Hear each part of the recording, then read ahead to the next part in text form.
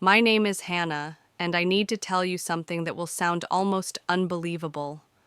For as long as I can remember, my birthday was nothing more than an afterthought. Year after year, the people who were supposed to love me most managed to forget it, dismiss it, or push it aside for something else they decided was more important. Meanwhile, my older brother was celebrated like royalty. He had parties with chandeliers, photographers, balloons covering the lawn, and menus so elaborate you would think a wedding was being catered. Me, I was lucky to get a half-hearted card that showed up late in the mail. I learned early that the calendar in my parents' kitchen always seemed to circle his dates in red ink debate competitions, internships, award ceremonies. My date was written in pencil smudged in the corner, easy to erase. That pattern never changed. 10 years old, 16, 21, 25. Every milestone that should have been mine became swallowed by his spotlight. You might think a family would at least try to balance things, but no. He was their golden child, and I was, what a supporting character in someone else's show. This year I turned 31, and I did something I never dared to do before. I decided not to remind them. Not one hint, not one text leading up to the day. No careful guess what's coming up soon dropped into conversation. Nothing. I wanted to see what would happen if I stayed silent. And deep down, I already knew the answer: nothing would happen. But here is the part no one expected. While they were busy planning another grand celebration for my brother's new promotion at the law firm, I had been quietly working, grinding, building my own path in Chicago. My career in marketing was no small thing. I had led one of the most successful campaigns in the company's history, and the recognition came in a form my parents never believed I could achieve: a $75,000 bonus. That money was mine, my effort, my long nights, my vision. And I wasn't about to waste it begging for recognition from people who had never given it freely. So on the morning of my 31st birthday, I woke up, looked at the sunlight streaming through my apartment window, and made a decision. No tears this time. No scrolling through my phone waiting for texts that never came. I walked to a cafe, ordered the most indulgent breakfast I could imagine. Flaky croissants, fresh fruit, strong coffee, and I opened my phone not to check for messages, but to check real estate listings. And there it was, a lake house, 2 hours away. Blue-gray siding, a wraparound porch, and a deck overlooking endless water. Something inside me whispered, "This is yours."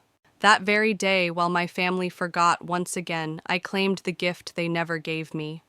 I signed the offer, I put down the deposit. And I promised myself this: if they would never celebrate me, then I would celebrate myself louder, bolder, and freer than ever before. This is not just a story about a forgotten birthday. It's about a lifetime of silence finally breaking. It's about taking back power when others kept trying to erase you. And as I stood there, pen in hand, committing to a future they could never control, I felt the kind of joy no cake or candles could ever match. That was only the beginning. I grew up in a neighborhood that looked like something out of a glossy magazine spread. Perfectly trimmed hedges, spotless sidewalks, and families who waved politely as if their lives were flawless. From the outside, we looked like one of them. A spacious colonial home with 5 bedrooms, 2 expensive cars parked neatly in the driveway. My father Harold, a respected corporate lawyer. My mother Elaine, a former beauty queen turned country club regular. To strangers, we were the picture of success. But step through the front door and you would see the truth. This wasn't a family where love was shared equally. No, everything revolved around my brother Kyle. He was the chosen one. Every dinner conversation, every family trip, every ounce of pride my parents had seemed tied to him. My father bragged endlessly about Kyle following his path into law as if it were some divine destiny. My mother decorated the living room like a shrine, every inch filled with his trophies, plaques, photographs of him shaking hands with important people. And me, my achievements were stored in a dusty box in the attic. I discovered it by accident one Christmas when I was 14, digging through decorations. Inside were my certificates, ribbons, and medals, proof that I existed, but not proof anyone cared. That box was my museum of invisibility. The contrast was sharp. When Kyle made the debate team in high school, my father treated the whole family to a lavish dinner at the fanciest restaurant in town. When I was inducted into the National Honor Society with a perfect grade point average, my father barely looked up from his newspaper. "That's nice, sweetheart," he mumbled as if I had told him the weather report. It wasn't just my father. My mother's world revolved around Kyle's future. She poured herself into his milestones, college applications, internship interviews, job prospects. Whenever something important happened for me, she would offer a distracted smile, maybe a quick good job, before turning the conversation back to Kyle. It was as though my accomplishments existed only in the margins of their story. Family gatherings highlighted the favoritism even more. Relatives would swarm Kyle asking about his girlfriends, his plans, his achievements. I sat in the corner quietly picking at my food, answering when spoken to but never commanding attention.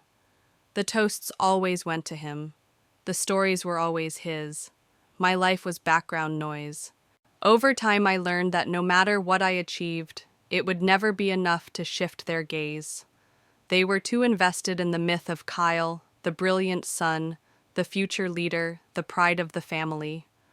And me, I became invisible in my own home. You might wonder why I never screamed, never demanded to be seen. But children learn quickly what earns attention and what earns dismissal. I learned to stay quiet, to smile, to nod, because pushing back only made them defensive. And in their defensiveness, I disappeared even more. Yet somewhere deep down, I carried a question that refused to die. If my own family can't see me, then who will? Before I go deeper, let me ask you something. Have you ever felt like the background character in your own family story?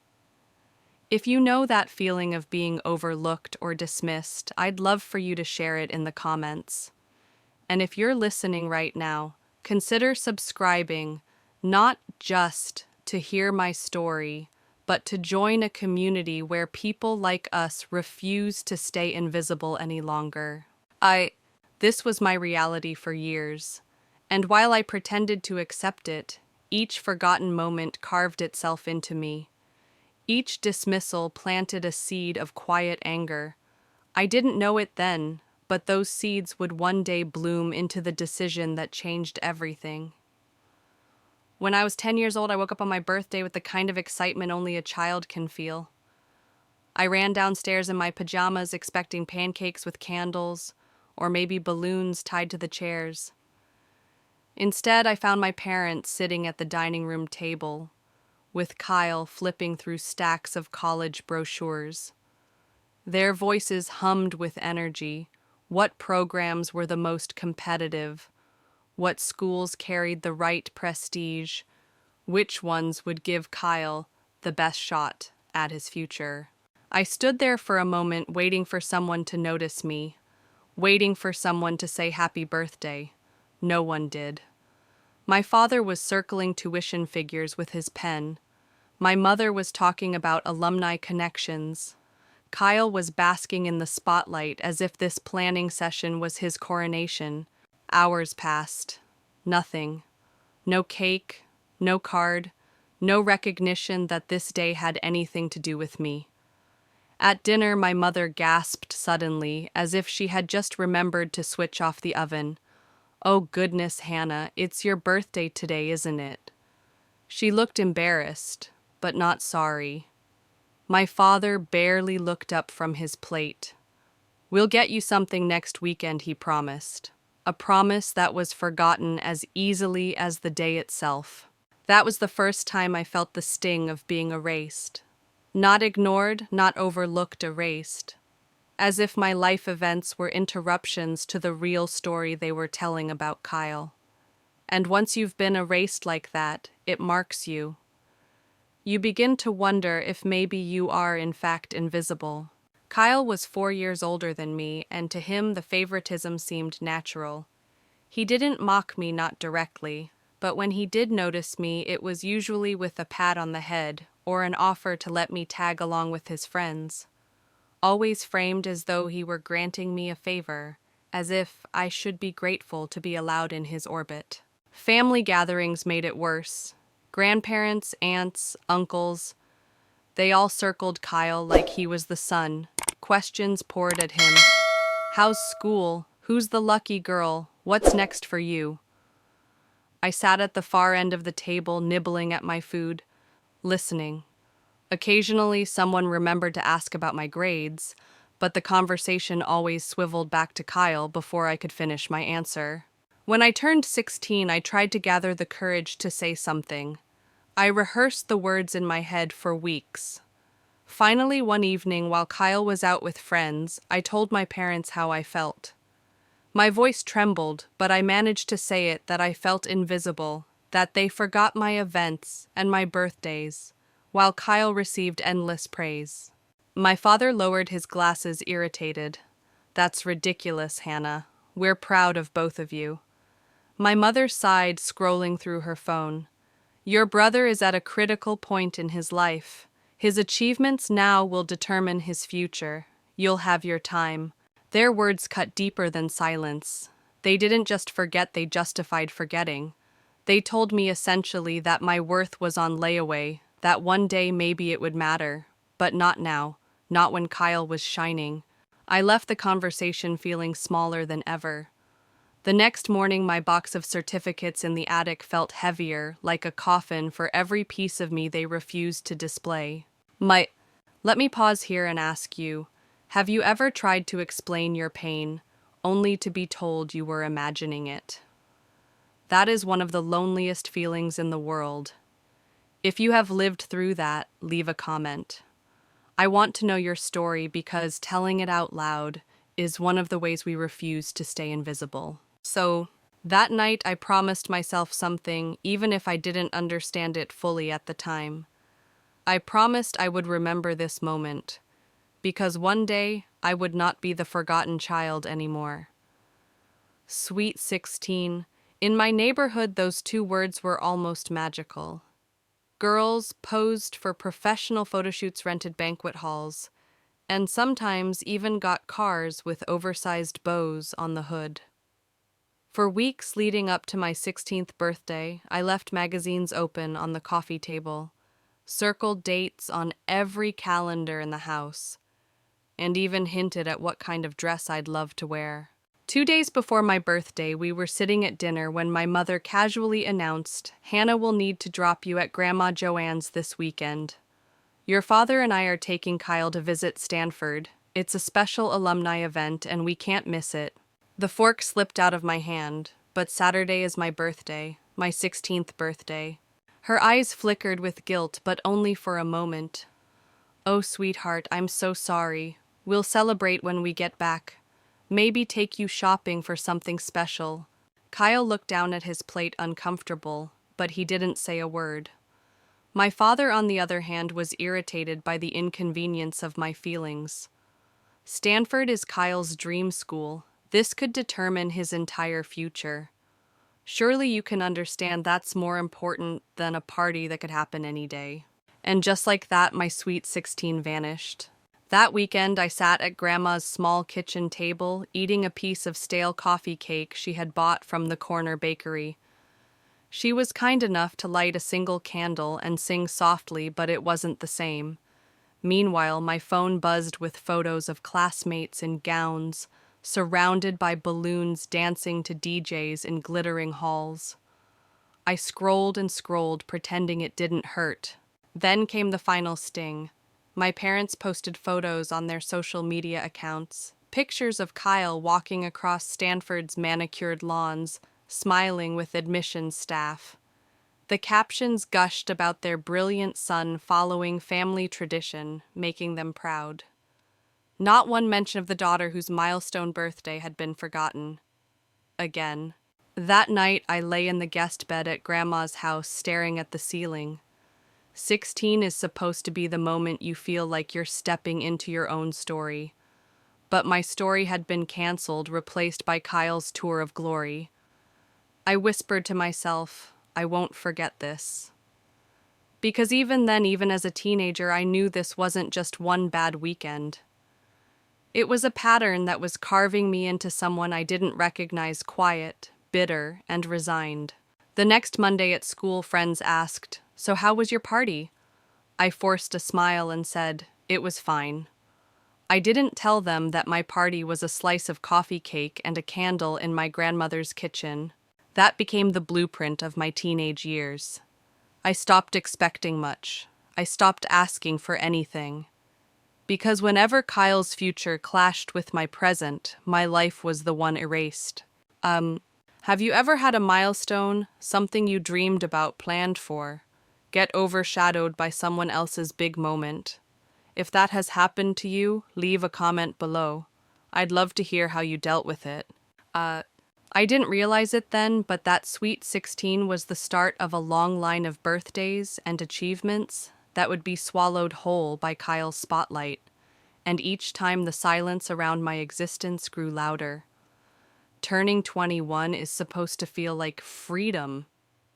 In college towns across the country, it's the milestone that means champagne toasts, packed bars, and friends chanting your name. I had pictured myself surrounded by laughter, maybe even with my parents making a rare effort to celebrate. But life in my family didn't work like that. My 21st birthday collided with my brother Kyle's engagement party, and once again I became invisible. When the date was set, I called my mom. "That's my birthday weekend," I reminded her gently. There was a pause, then genuine confusion in her voice. "Sweetheart, engagements only happen once. Everyone is already flying in for this. You can celebrate with your friends another time." And that was it. My birthday was erased before it even arrived. That weekend, I drove home clutching the gift I had carefully chosen for Kyle and his fiancée Amanda. As I walked into the glittering ballroom they had rented, the sting of reality hit me. Every banner, every balloon, every glass of champagne lifted high was for them. Not me, not my 21st.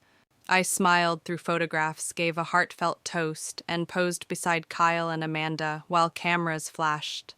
No one mentioned my birthday. No one even whispered it in passing. The only person who remembered was my cousin Megan. She pulled me aside between courses, her eyes soft with concern. "Isn't it your birthday, too?" My throat tightened. "Yesterday, actually." Her face fell. "Oh God, Hannah, did they even say anything?" I forced a shrug. "Mom texted me in the morning. Dad hasn't mentioned it." Megan looked across the room at our parents, glowing with pride as they introduced Kyle and Amanda to distant relatives. She whispered, "That's really messed up. I'm sorry." Her words meant more than she realized, because in that crowded room full of clinking glasses and applause, Megan was the only one who saw me. Later that night, as the party roared on, I stepped outside for air. The city lights sparkled, but inside I felt dull, like a shadow of myself. My 21st was supposed to mark a beginning, a threshold into adulthood. Instead, it became just another reminder that my family could erase me with stunning ease. That night, I promised myself something different. I wouldn't cry. I wouldn't beg. I would learn to lower my expectations until they touched the floor. Still, a small part of me ached. A small part still wondered if one day they might finally look at me and say, "We're proud of you. We celebrate you." Before I move on, let me ask you, have you ever had to smile at someone else's celebration while your own moment was erased? Drop your story in the comments, because I know I'm not alone in this. That night marked a turning point. It didn't matter if it was birthdays, milestones, or accomplishments. If Kyle had a moment, mine would be sacrificed on the altar of his spotlight. And with every forgotten candle, I slipped further into silence. By the time I turned 25, I thought I had outgrown the sting of forgotten birthdays. I was building a life for myself in Chicago, carving out space where my voice finally mattered. I had a job in marketing a group of friends who actually celebrated me, and for once, I felt like I belonged somewhere. Still, I carried a flicker of hope that maybe, just maybe, my family would surprise me. 25 was a milestone. Surely it would matter. But it didn't. That year, Kyle was scheduled to receive a prestigious industry award. And of course, the ceremony landed on the exact date of my birthday. My family didn't hesitate. They dressed in their finest clothes, traveled in full force, and filled the banquet hall with their cheers for him. When the applause thundered and Kyle walked on stage, my parents beamed with pride, their eyes shining like he had won the Nobel Prize. And me, I was a footnote. I didn't even attend. I wasn't invited. My birthday passed with a simple group text the next day. My mother wrote, "Hope you had a nice birthday, sweetheart. Sorry we missed calling yesterday. Kyle's ceremony was such a whirlwind. Sending love." That text landed like a stone in my chest. It was casual, dismissive, almost transactional, as though 25 years of my life boiled down to a line in a family group chat. No call, no card, no effort, just a reminder that my milestones were nothing compared to his. That evening, I stared at the message for a long time, then set my phone down and looked out over the Chicago skyline. The city buzzed with life. Cars honked below lights, flickered in high-rise windows, and people were celebrating something somewhere. But I was alone, once again, forced to acknowledge that the people who should have remembered had chosen not to.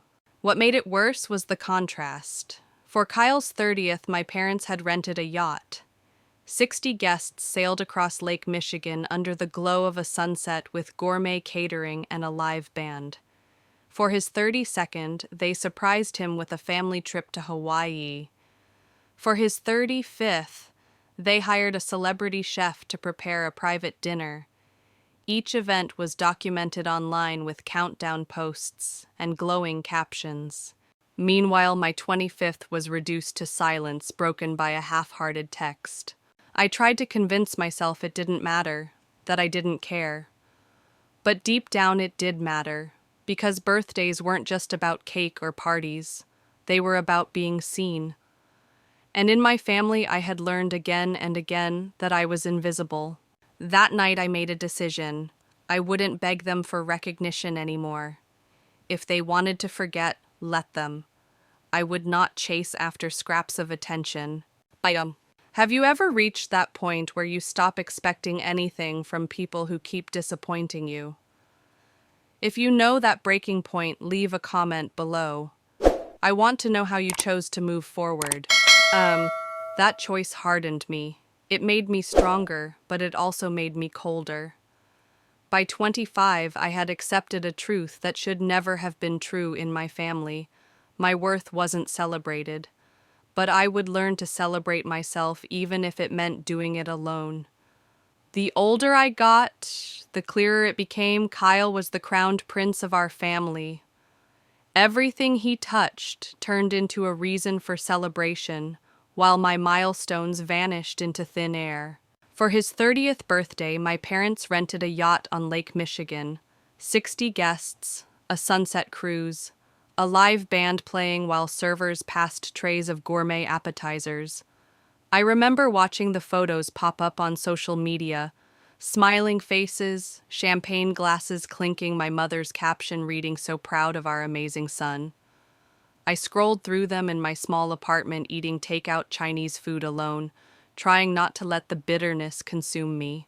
His 32nd birthday was even more extravagant.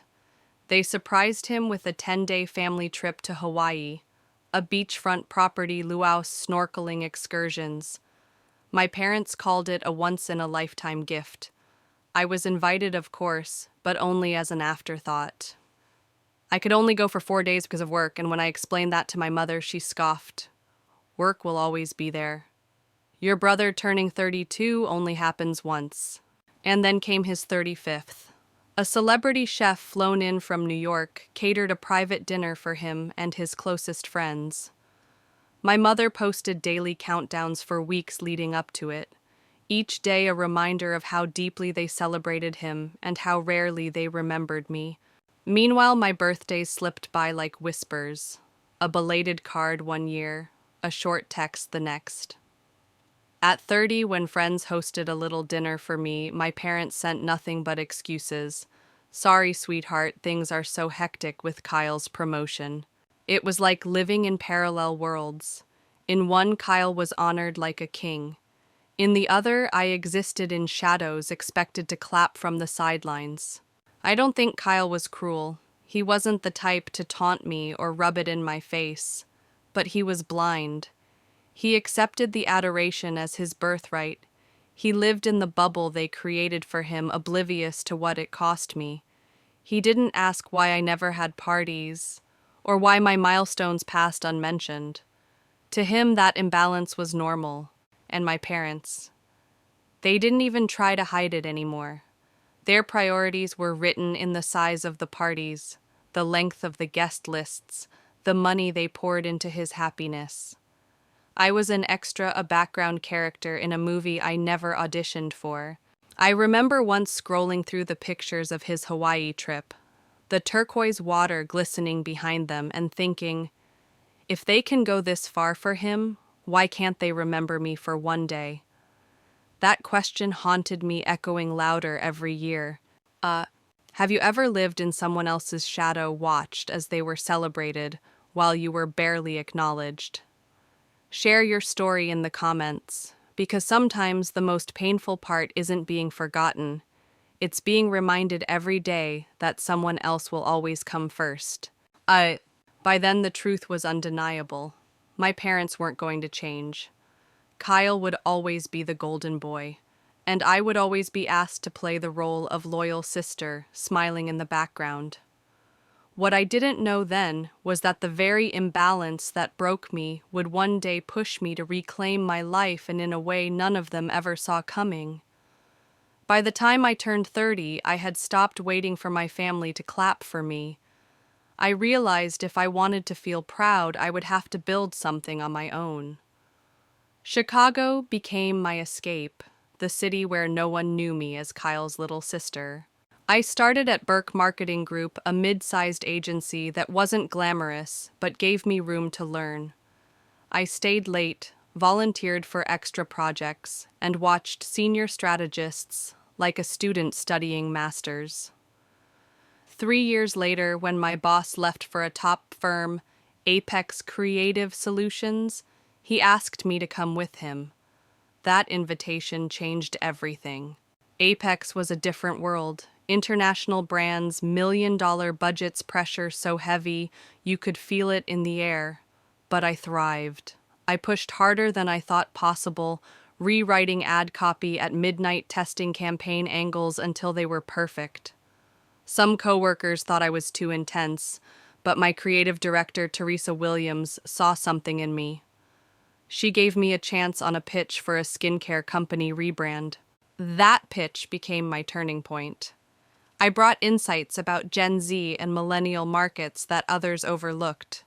Teresa trusted my instincts, and the client said yes. Suddenly, I wasn't just the quiet girl in the corner. I was second in command on a multi-million-dollar account. For 2 years, I poured myself into that campaign. I built detailed buyer personas, insisted on extensive focus groups, and even rewrote copy myself when it felt inauthentic. The campaign launched, and the results were staggering. Sales rose 37% in the first quarter. Industry magazines wrote about it. The client doubled their budget. Apex had never seen numbers like that. 4 months later, the CEO called a company-wide meeting. As he praised the record-breaking quarter, my heart raced. I clapped for colleagues expecting nothing for myself. Then Teresa took the stage. She smiled at me before saying, "The real architect of this campaign is Hannah. She embodies the future of Apex." My name echoed through the auditorium. Applause surrounded me. And then came the shock, a special bonus of $75,000 on top of profit sharing. 75,000, nearly my entire salary in one check. I stood frozen as people clapped, cheered, patted my back. For the first time in my adult life, I felt truly seen. Not by my family, but by peers who recognized my work. That night, as I sat staring at the letter confirming the bonus, my first instinct was to call home. To finally tell them, "Look, I did something big." But the memory of my father cutting me off mid-sentence weeks earlier stopped me. I remembered him saying, "Advertising is fine for now, but when will you do something substantial with your career?" I knew if I told them about this, they would either dismiss it, or worse, suddenly demand a piece of it. So I made a decision. I wouldn't tell them. This success was mine. My validation didn't need their approval anymore. I opened a savings account, set up the deposit, and promised myself I would use that money for something no one could erase. That promise would shape the choice that transformed my life. Sometimes the universe whispers to you, do not wait for their applause. Tell me, have you ever kept an achievement to yourself because you knew they wouldn't understand? Share it below, because celebrating quietly is still celebrating. That bonus was more than money. It was proof. Proof that I was capable, talented, and worthy of more than the scraps my family offered. I didn't know it yet, but it would soon become the fuel for a decision that would finally free me from their shadow. My 31st birthday crept closer, and deep down, I already knew what would happen. The family group chat buzzed with updates, but not about me.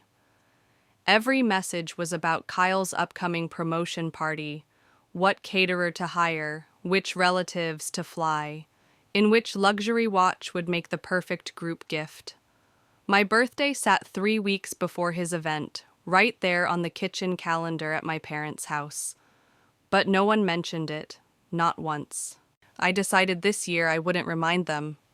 No hints, no soft reminders, no dropping the date into conversations. I wanted to see if silence would make a difference. Spoiler, it didn't. The morning of my birthday, the sun poured into my Chicago apartment. My phone lit up with texts from friends, a message from a retailer offering a free cupcake, and one email from my best friend shouting happy birthday. But nothing from my parents, not even the half-hearted text my mom usually sent. The silence stung, but instead of crying, I chose something different. I took the day off work, a secret rebellion. I walked to a small French cafe near my apartment, ordered flaky croissants, fresh fruit, and strong coffee. As I sat by the window, I pulled out my phone. Instead of scrolling through ignored messages, I opened real estate listings. One caught my eye instantly, a lakefront cottage in Michigan. 3 bedrooms, wraparound deck, and a fireplace that looked like it belonged in a movie. The asking price was high, but with my $75,000 bonus, I had the down payment. I stared at the photos, imagining mornings with coffee by the water, weekends, reading by the fire, a place that was mine. On a whim, I called the agent. I expected to leave a voicemail, but she picked up right away. "I'm in Chicago today," she said. "I can meet this afternoon." Hours later, I was sitting across from her in another cafe going over numbers and details. My heart pounded as she spoke about the potential, the peace, the beauty of the place. By evening, I was back in my apartment, laptop open for a virtual tour. Room by room, I saw it all, sunlight spilling across hardwood floors, trees framing the deck, water glistening beyond the dock. Every part of me screamed, "This is where I belong." At 6:17 that night, I signed the offer. I wired the earnest money, and just like that, my 31st birthday had a new meaning. It wasn't forgotten, it was reborn. I had given myself the greatest gift of all, a home that symbolized freedom, independence, and recognition. Not from them, from me. As I closed my laptop, my phone rang. My mother. My chest tightened for a moment. But when I answered, her voice was cheerful, oblivious. "Darling, about Kyle's party, we can't decide between salmon or beef tenderloin." What do you think? She never once mentioned the date. Never once said the words I had longed to hear. I gave a polite answer, hung up, and smiled to myself. She would never know what I had done that day, but I knew. And for the first time in 31 years, that was enough. Sometimes the boldest moves happen quietly, on days no one else remembers. If you've ever given yourself a gift when others forgot, you tell me in the comments. And stay with me, because what happened next turned my silent act of rebellion into a storm that shook my entire family. That night, walking home under city lights, I felt something new. Not pain, not emptiness, power. My family might have forgotten, but I had finally remembered myself.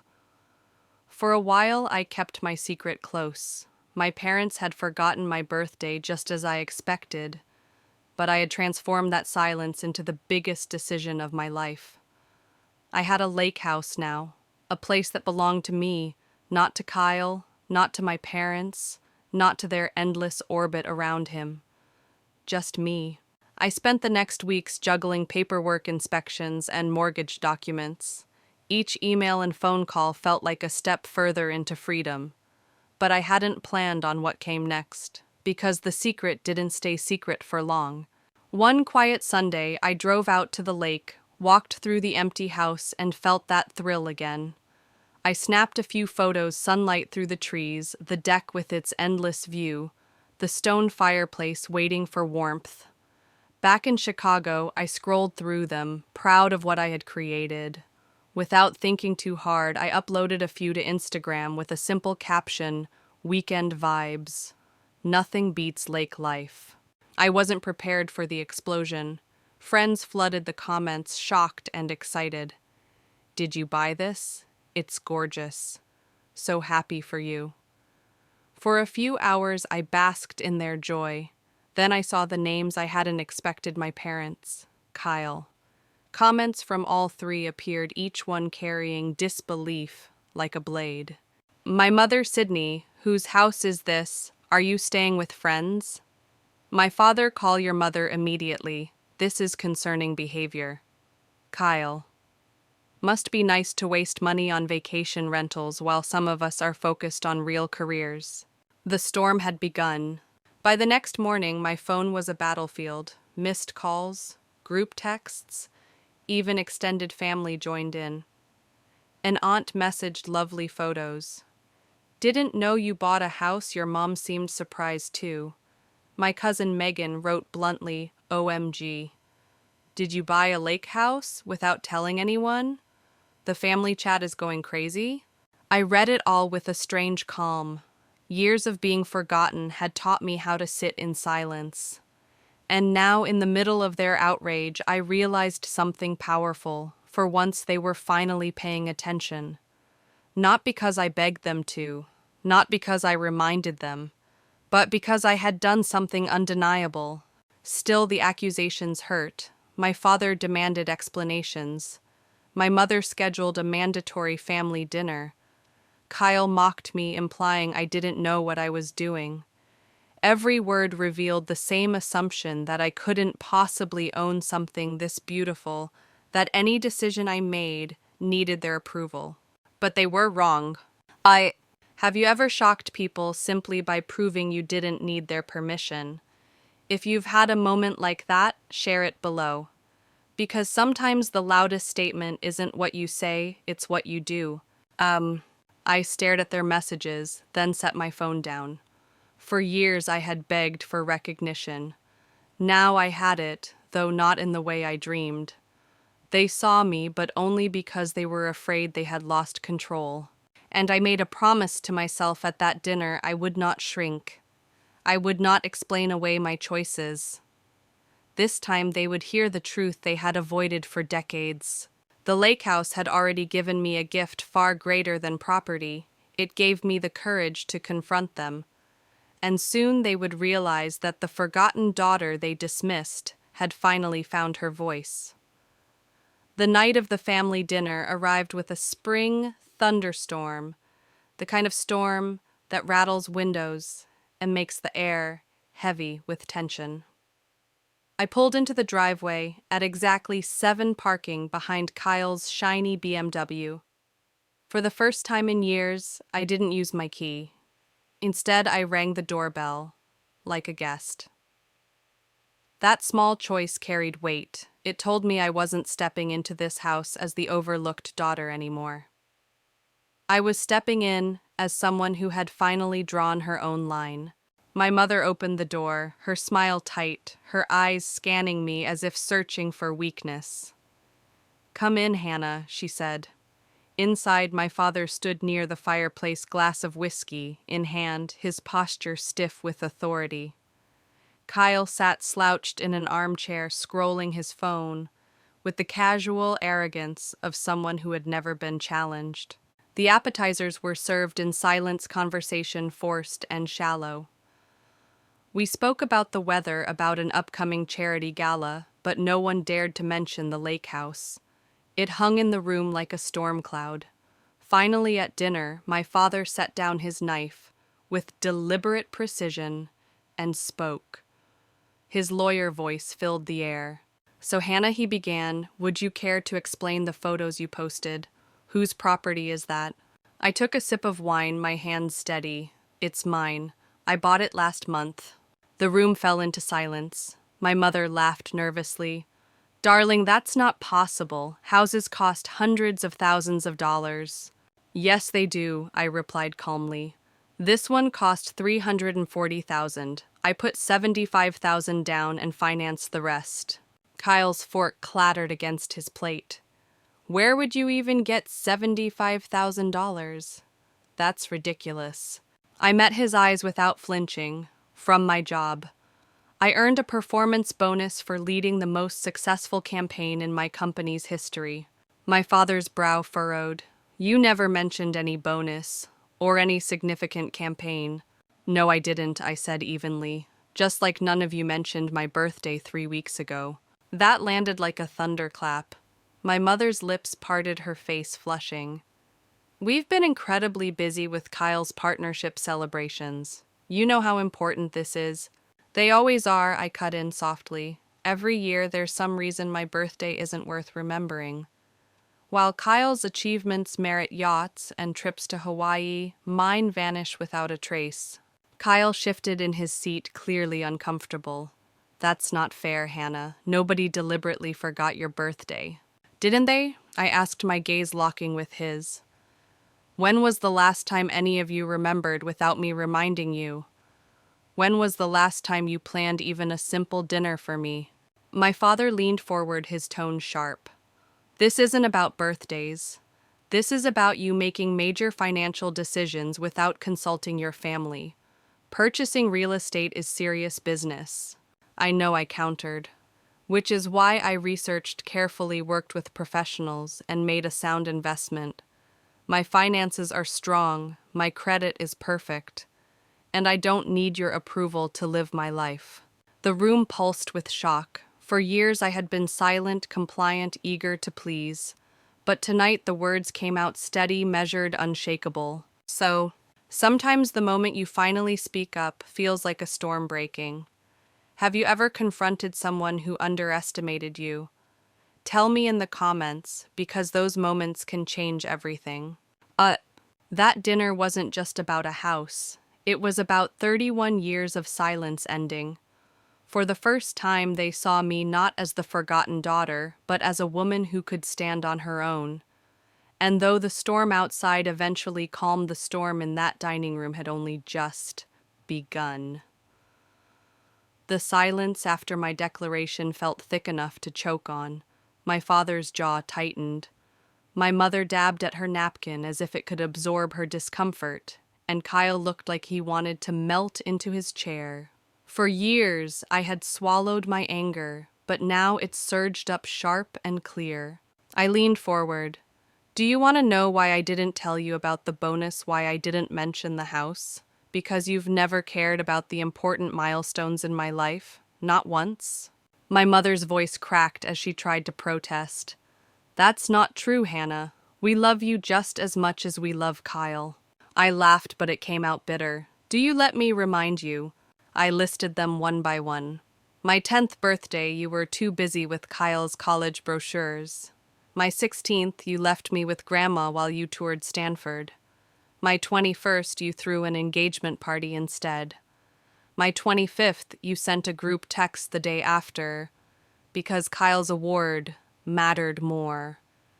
And just this year, you couldn't even send a message while you planned a luxury watch for him. Every word landed like a hammer. My mother's tears welled. Kyle stared at his plate, and my father's expression hardened into that lawyer's mask he wore in court. That's absurd, he said coldly. We've always supported both of you equally. No, I said, my voice steady. You supported Kyle publicly. You celebrated him loudly. And you pushed me into the shadows, expecting me to stay quiet and grateful. My mother whispered, we never meant to hurt you. Intentions don't erase actions, I replied. For 31 years you've chosen him, over and over, and I'm done pretending it doesn't hurt. Kyle finally spoke, his voice low. I didn't realize it was this bad, Hannah. I mean, I knew they made a bigger deal about me, but I didn't know your birthdays were forgotten completely. I met his eyes. That's because you didn't have to notice. The spotlight never left you. The table trembled under the weight of the truth. My father tried to steer the conversation back to control. Regardless of the past, buying a lake house without advice was irresponsible. Do you even understand the maintenance? The costs? I do, I said firmly.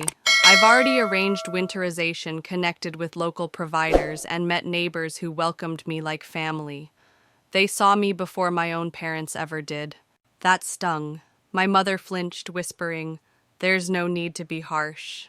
I'm not being harsh, I corrected. I'm being honest. And if honesty feels harsh, maybe that says more about our family than about me. For a long moment, no one spoke. The only sound was the storm outside, rain pelting the windows as if the sky itself was echoing my fury. I placed my napkin on the table and stood. I'm not asking for your approval. I'm not asking for your permission. I'm telling you this. I have built a life that doesn't revolve around Kyle. I have a lake house. I have a career. I have peace. And I will no longer shrink to make room for your obsession with him. My father rose red-faced. You're being dramatic and ungrateful. No, I said quietly. I'm being free. Sometimes the sharpest twist isn't betrayal. It's truth spoken out loud. If you've ever reached a moment where you finally told the truth, even when it shattered the room, let me know in the comments. That was the night I stopped waiting for them to see me. I had given them 31 years of patience. Now I was giving myself 31 more years of freedom. I stood at the head of the table, napkin folded neatly on my plate, my heart pounding, but my voice steady. For the first time in my life, I wasn't apologizing for making them uncomfortable.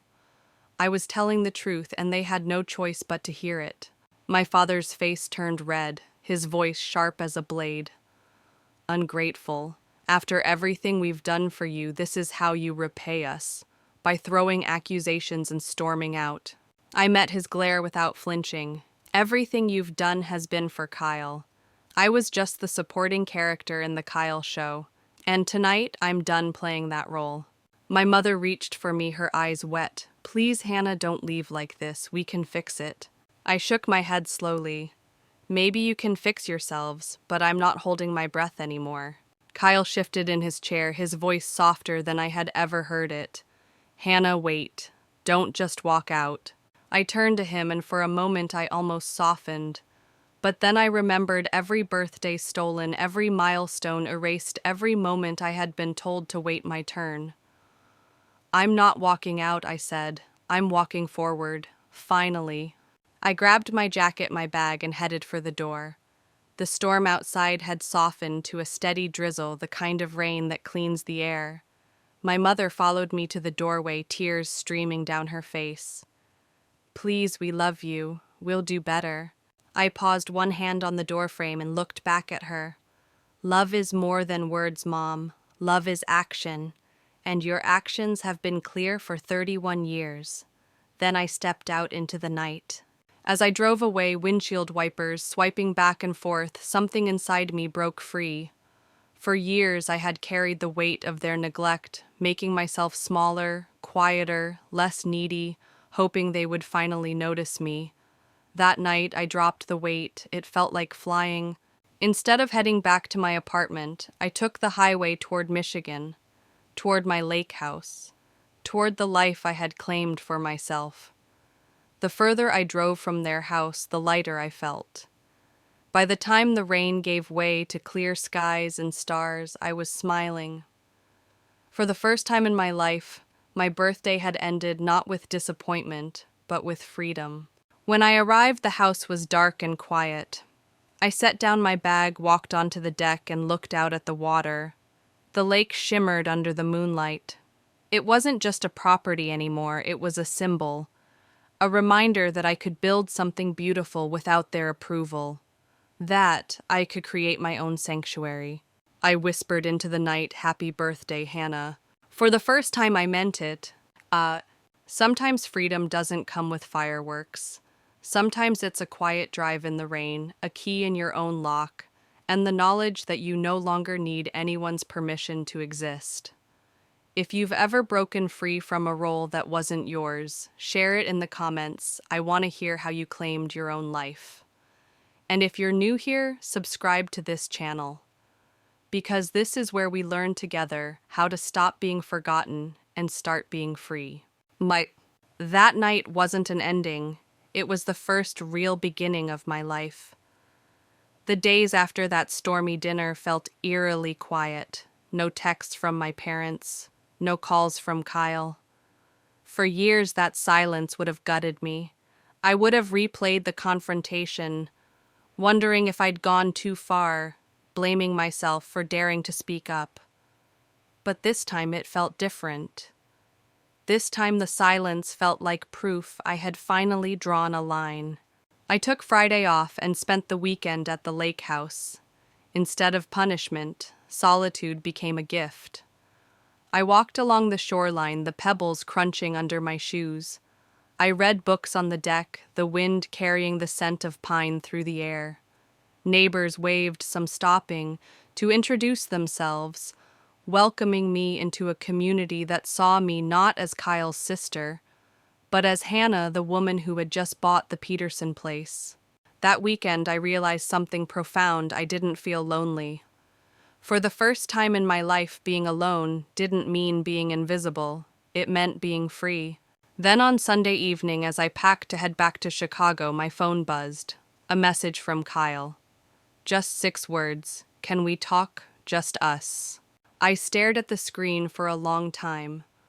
Kyle had never reached out to me like that. Our relationship had always been filtered through the spotlight he lived in, through the narrative our parents built. But this was different. We agreed to meet the following Saturday at a cafe halfway between Chicago and our parents' suburb. Neutral ground. I arrived first, claiming a quiet corner. When Kyle walked in, I barely recognized him. His perfect suit was rumpled, his eyes shadowed by dark circles. He looked like someone who hadn't slept since that dinner. "Thanks for meeting me," he began, awkwardly fiddling with his coffee cup. "I've been thinking a lot since Thursday, about what I asked." My tone guarded. He lifted his eyes to mine. For once, he didn't look like the golden boy. He looked like my brother. "About how right you were. About the birthdays. The way they've treated us differently. I can't stop seeing it now." Skepticism burned in me. "You never noticed before." I think part of me did, he admitted, voice heavy, but it was easier not to look too closely. I benefited from it, so I ignored the cost. That sounds terrible, doesn't it? It does, I said bluntly, but thank you for admitting it. He ran a hand through his hair, a nervous gesture I remembered from childhood. After you left, Mom cried for hours. Dad just poured another drink and muttered about ingratitude. I started looking through family photos. Hannah, you're right. In every picture you're on the edge. Always pushed to the side. It's like you were cropped out of our lives. The truth of his words hit me hard. I had felt it for decades, but hearing Kyle say it aloud cracked something open. I'm sorry, he said quietly. I'm sorry I never spoke up. Sorry I let it happen. Sorry I didn't see you. His apology didn't erase the past, but it mattered. For the first time, I felt a flicker of possibility that maybe our relationship could be rebuilt on something other than competition and silence. Before we left, I asked him, would you come see the lake house sometime? Not right away, but maybe in a few weeks. I'd like to show you what I've built. Kyle nodded. I'd like that. And Hannah, happy belated birthday. Those words, simple as they were, meant more than any yacht party ever could. Sometimes healing doesn't start with grand gestures. Sometimes it starts with a quiet coffee and a long overdue apology. If you've ever had a strained relationship start to mend in an unexpected way, tell me about it in the comments. That conversation with Kyle didn't fix everything, but it cracked the armor of silence. And it reminded me that even in the most broken families, change is possible if you're brave enough to speak the truth first. 6 months after that stormy dinner, my world looked completely different. The lake house had transformed from an empty shell into a sanctuary filled with color, warmth, and pieces of my own story. Each weekend I drove up with bags of groceries, tools, and furniture. I painted cabinets soft blue-gray, replaced old fixtures with modern ones, and hung art that reflected my journey. The bookshelves held my favorite novels, souvenirs from travels, and photographs not of Kyle's milestones, but of friends who had celebrated me when no one else did. It became more than a house. It became proof. Proof that I could build a life worth living without begging my family for recognition. Proof that I could take all the moments they forgot and weave them into something unforgettable. One winter holiday, instead of attending the usual family gathering, I invited Jordan, my best friend, and a few others to the lake house. We cooked elaborate meals together, skated on the frozen lake, and exchanged thoughtful gifts by the fire. Laughter filled the rooms where silence once lived. That holiday was the most peaceful I'd ever had, because for the first time, I wasn't waiting for anyone's approval. My parents did make small efforts. My mother began calling, asking about my projects. My father occasionally sent articles about marketing or property investment, his awkward attempt at connection. And when my 32nd birthday approached, something unexpected arrived in the mail. An invitation. A dinner at a restaurant I had once mentioned liking, signed by both my parents and Kyle. Inside was a note. We want to celebrate you properly this year. No excuses, no forgetting. The dinner itself was clumsy but genuine. My mother had arranged for a custom cake. My father handed me a gift certificate for furniture for that lake house you're so proud of. Kyle gave me a framed childhood photo of us together, arms around each other, with a note on the back, to many more years of being better siblings. It wasn't perfect, but it was progress. And maybe that's what life is about, not waiting for others to rewrite the past, but choosing how to write your own present. I no longer measured my worth by their gestures. The recognition felt nice, but it wasn't necessary. Because every sunrise over the lake, every breeze carrying through the wind chime, Jordan gave me every dinner cooked in my own kitchen, reminded me of a deeper truth. I had stopped being invisible. So, If you followed my story this far, here's what I want you to remember. Your worth isn't determined by who forgets you. It's determined by what you choose to build when they do. And sometimes the most powerful celebration is the one you throw for yourself. So let me ask, have you ever turned neglect into motivation, creating something beautiful that no one can take away? Share it in the comments. And if this story resonated with you, don't just scroll away, subscribe to this channel. Because here we tell the stories of people who refuse to stay forgotten. And if you're ready, the next video waiting for you will show you how another woman walked out of her family's shadow and found her voice in the most unexpected way. As I sit now on my deck watching the sun dip low over the water, I hear the gentle chime Jordan gave me. The sound dances across the lake like a reminder I am enough.